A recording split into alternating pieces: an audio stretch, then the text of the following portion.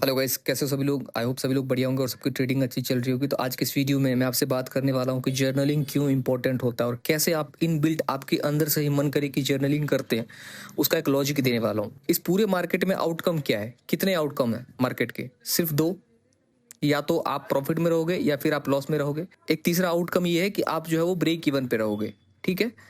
तो suppose that कि मेरी एक XYZ स्ट्रेटजी है, कोई भी स्ट्रेटजी है, XYZ स्ट्रेटजी है, जिसमें कि मैं मान लो कि मैं 200 मूविंग एवरेज के ब्रेकआउट पे बाय करता हूं, जिसमें कि इसकी क्लोजिंग पे मैं बाय करता हूं और यहां पर मेरा स्टॉप लॉस रहता है। ये मेरी स्ट्रेटजी है, सिंपल, अभी के लिए जस्ट समझने के लिए बता रहा हूँ।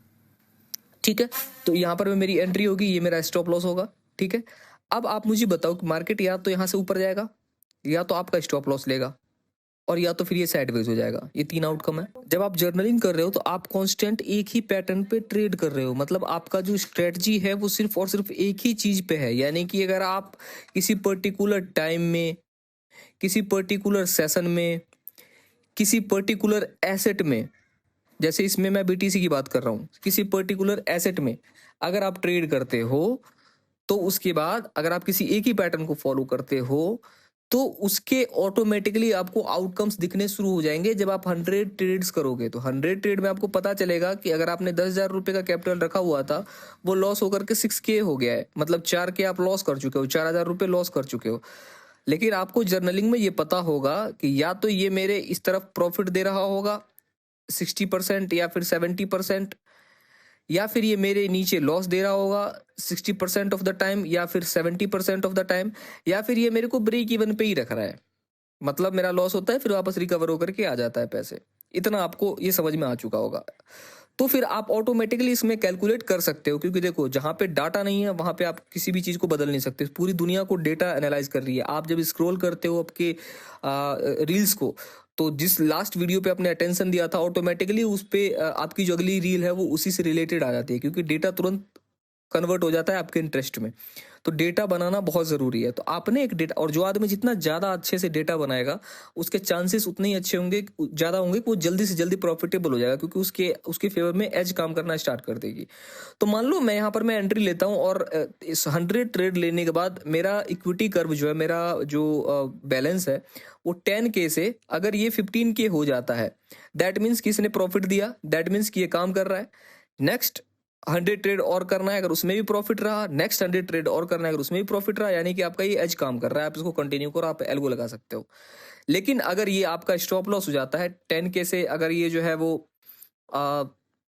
6K हो जाता है, नेक्स्ट मंथ आप फिर से 100 ट्रेड करते हो और ये फिर से 10K से 7K हो जाता है, यानी कि पिछली बार 4K लॉस हुआ था, इस बार 3K लॉस हुआ है। यानी कि आपका ये रिवर्स में काम कर रहा है। यानी कि अगर आपने उल्टा किया होता, सेम आपके ट्रेड का उल्टा किया होता, तो आपके पास पैसे होते, राइट।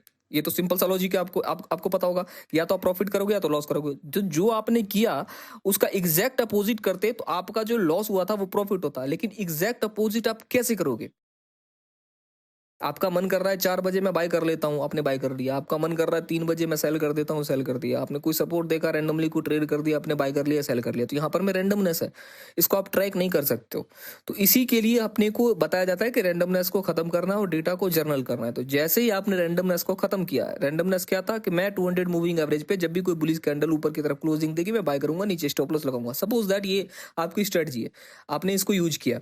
तो या तो आपका जो बैलेंस रहेगा 10K से ये प्लस में रहेगा या फिर माइनस में रहेगा।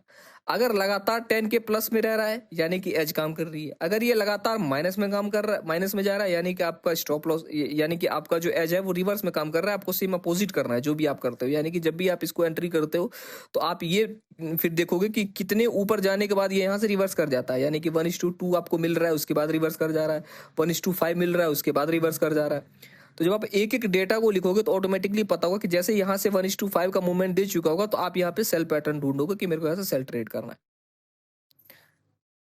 जैसे ये 1:6 जा चुका होगा, आप ऑटोमेटिकली यहाँ से एनालाइज करोगे कि यहाँ से मेरे को सेल ट्रेड करना है, क्योंकि आपका बैक टेस्ट, आपका आपका जो जर्नल है वो आपको ये बता रहा है कि मार्केट में ये 1:2 जा रहा है और वहां से रिवर्स हो जा रहा है, जिससे कि अपना स्टॉप लॉस हो जा रहा है। तो या तो आप अपने रूल में चेंजिंग करोगे कि मैं 1:2 पर अपना 50 क्वांटिटी बुक करूंगा, 50% क्वांटिटी, 80% क्वांटिटी, और बाद बाकी को रन करने दूंगा। या फिर आप क्या कर सकते हो कि 1:2 पर मैं फुल क्वांटिटी बुक करूंगा। अब देखो कैसे ऑटोमेटिकली आप धीरे धीरे आपके एज के ऊपर काम करने लगे। ऐसे ही बिल्ड होता है कोई भी स्ट्रेटजी। आप खुद की स्ट्रेटजी कैसे बिल्ड करते हो, ऐसे ही करते हो। अगर आपसे कोई पूछ देगा आपके स्ट्रेटजी का शार्प रेशियो क्या है, आपको नहीं पता होगा कि शार्प रेशियो होता क्या है, ठीक है। पॉजिटिव एक्सपेक्टेंसी आपसे पूछ दिया जाएगा, आप नहीं बता पाओगे। तो इस चीज़ों को समझो, ट्रेडिंग सिर्फ बाय और सेल का गेम नहीं है, ठीक है। तो अब मान लेते हैं कि यहाँ से स्टॉप लॉस होता है, तो जैसे ही आपका यहाँ से नीचे की तरफ इक्विटी जाता है, यानी कि जो 10,000 रुपये का कैपिटल था वो 6K हो जाता है या फिर 5K हो जाता है, ये आपका 4,000 रुपये 5,000 रुपये जैसे ही लॉस होने लगता है, तो फिर आपको अपोजिट करना है। और अगर मान लो ये ब्रेक इवन पे रह जाता है, ऐसा हो सकता है कि आप 15 दिन जो है वो लॉस कर रहे हो और 15 दिन प्रॉफिट कर रहे हो, लेकिन फिर भी जो है वो ब्रेक इवन पे ही रह रहा है, तो आप क्या कर सकते हो, आप डेटा में ये देखोगे कि मेरा जब ये लॉस हो जा रहा है, तो जब ये नीचे की तरफ जा रहा है तो कितना नीचे जाता है।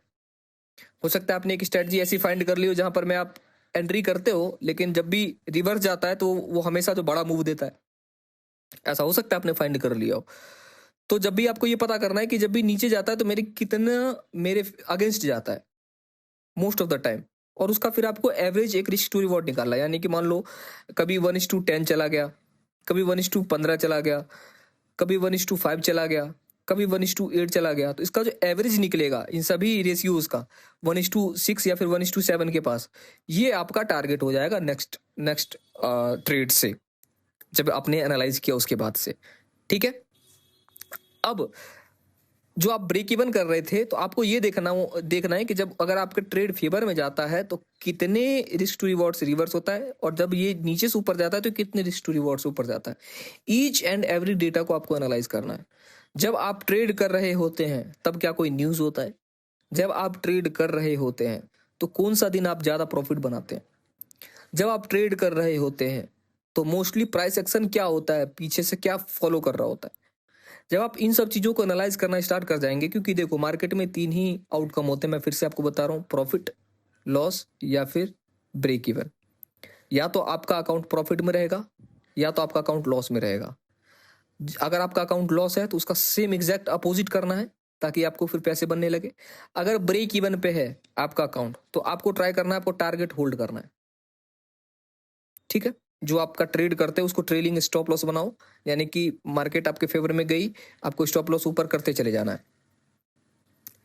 अगर आप ब्रेक इवन पे रह रहे हो तो आप एक और काम कर सकते हो कि आप अपने पोजीशंस में एडिंग कर सकते हो, ऐड टू विनर्स कर सकते हो, होता है ना पिरामिडिंग करना, आप ये कर सकते हो। तो ये 2-3 चीजें आपको फॉलो करनी है। अब मैं फिर से आपको पूरे वीडियो को समराइज कर देता हूँ कि मैं क्या कहना चाह रहा हूँ। आपको आपके डेटा का एनालाइज करना है, एग्जैक्ट ट्रेड होना चाहिए, मतलब पहला ट्रेड, दूसरा ट्रेड, तीसरा trade, 10 trade, 50 trade, 100 trade exact होना चाहिए। पहला रूल आपको ये करना है कि आपको रैंडमनेस को खत्म करना है, रैंडम नहीं रखना है, आपको रैंडमनेस को खत्म करना है। दूसरा, अगर आप प्रॉफिट में रह रहे हो तो उसको फॉलो करो ज्यादा टाइम तक, 100 ट्रेड, 200 ट्रेड, 300 ट्रेड तक ले जाओ। अगर आप लॉस में रह रहे हो तो आपको अपोजिट करना है जो भी आप कर रहे थे। अपोजिट तब करना है जब आपको ये देखना है कि जब ये आपका ये प्रॉफिट में चलता है तो कहाँ से रिटर्न होता है। हो सकता है कि ये 1:5 पर में चल रहा हो, आपने प्रॉफिट बुक नहीं किया और वहां से रिवर्स होकर के आपका स्टॉप लॉस हिट कर जाता है, ऐसा हो सकता है।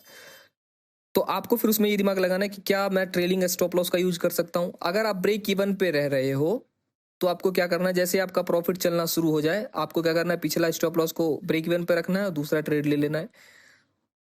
फिर जैसे दूसरा ऊपर जाता है दूसरे को ब्रेक इवन पे करना है, पहले को दूसरे ट्रेड के ब्रेक इवन पे करना है और तीसरा ट्रेड रन कर देना है। मतलब 2 से 3 बार आपको अपनी पोजीशन ऐड करनी है। पोजीशन हमेशा ऐड नहीं करना होता है। आप 1 से 2 बार पोजीशन ऐड करोगे, उसके बाद आप स्टॉप कर दोगे, बाद बाकी ट्रेड को रन करने दोगे, ट्रेलिंग करते चले जाओगे। ये आपको साइकोलॉजी बिल्ड करनी पड़ेगी। अगली वीडियो में मैं आपसे बताऊंगा कि कैसे आप आपके साइकोलॉजी के हिसाब से एक स्ट्रेटजी बिल्ड कर सकते हो। लोग बोलते साइकोलॉजी जरूरी है, नहीं, आपके साइकोलॉजी के हिसाब से स्ट्रेटजी जरूरी है। मैं आपको बताऊं कि चादर बड़ा खरीदना पड़ेगा अगर आपको ठंड लग रही है, लेकिन ऐसा भी तो हो सकता है जो चादर आपके पास पहले से ही उसके अंदर आप पैर अपना समेट के रखोगे, पैर अपना अंदर मोड़ के रखोगे, ठीक है। जरूरी नहीं है कि हमेशा अपने भूख के हिसाब से खाना मिल ही जाए। तो हमें क्या करना पड़ेगा, हमें अपने खाने के हिसाब से भी अपने भूख को एडजस्ट करना पड़ेगा। इस बात को आप समझिए, और उसके बाद फिर कंपाउंडिंग इफेक्ट होगा। मैं ऐसा ही सब ज्ञान क्यों दे रहा हूँ, क्योंकि पिछला मैं 6 महीने से प्रॉफिटेबल हूँ, मेरे पास ज़्यादा बड़ा पैसा नहीं है। हो सकता है कि मैं नेक्स्ट मंथ में एक प्रॉप फर्म का चैलेंज बाय करूँ, तो आप अपडेटेड रह सकते हो मेरे इस चैनल से। आई होप कि आपको ये वीडियो अच्छी लगी होगी, कुछ आपको समझ में आया होगा, कुछ आपने आपके ट्रेडिंग में ऐड किया होगा इस वीडियो में। ऐसा ध्यान रख लेना, ट्रेडिंग में 3 ही आउटकम होते हैं, या तो प्रॉफिट में रहोगे, या तो लॉस में रहोगे, या तो ब्रेक इवन पे रहोगे। जो लॉस में रह रहे हो आप, उसको एग्जैक्ट अपोजिट करोगे तो प्रॉफिट में हो जाओगे, लेकिन एग्जैक्ट अपोजिट करने के लिए आपको एग्जैक्ट ट्रेड हमेशा लेना पड़ेगा, ताकि आपको ये पता रहेगा कि किस ट्रेड का एग्जैक्ट अपोजिट करना है। और अगर आप ब्रेक इवन पे रह रहे हो तो आप ऐड टू विनिंग कर सकते हो। जब भी आपका ट्रेड चल रहा होता है आपके फेवर में, आप उसको ऐड कर सकते हो, स्टॉप लॉस को ट्रेल कर सकते हो, और थोड़ा सा शांति से बैठ सकते हो। ऑटोमेटिकली ब्रेक इवन से आप निकल करके प्रॉफिट में चले जाओगे। बहुत ईजी है, लेकिन पता नहीं लोगों ने क्यों हुआ बना रखा है। ओके, तो आई बिलीव कि आपको गाइज वीडियो से कुछ ना कुछ अच्छा सीखने को मिला होगा। मैं आपसे मिलता हूँ अगली वीडियो में, तब तक के लिए take care, bye bye and love you all सभी लोगों को।